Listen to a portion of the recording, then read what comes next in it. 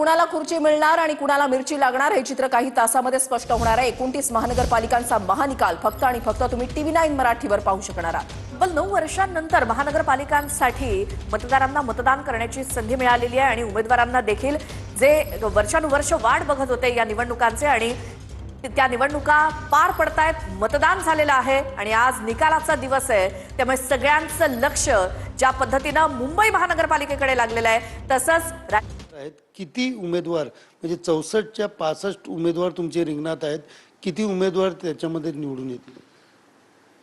मला आशा आहे, तुम्हाला मी सांगतो, कारण महाराष्ट्र राज्याचे आदरणीय मुख्यमंत्री देवेंद्रजी फडणवीस साहेब आणि महाराष्ट्राचे माजी मुख्यमंत्री आणि महाराष्ट्रातल्या तमाम लाडक्या बहिणींचा लाडका भाऊ एकनाथजी शिंदे साहेब आणि या कल्याण लोकसभेचे लाडके खासदार ज्याला आपण विकास पुरुष असं म्हटलं जातं आणि त्यांच्या माध्यमातून अनेक विकासाची कामं या कल्याण डोंबिवली महापालिकेत झालेली आहेत, संपूर्ण लोकसभेत झालेले आहेत, चालू आहेत।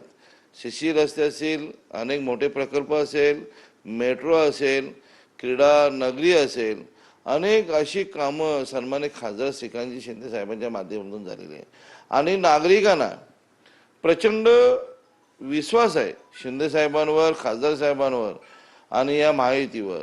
आणि मला आशा आहे जेवढे आम्ही उमेदवार अधिकृत उमेदवार दिलेले आहेत ते संपूर्ण उमेदवार निवडून येतील अशी मला स्वतःला खात्री आहे, कारण कामं करणारे नेते आहेत।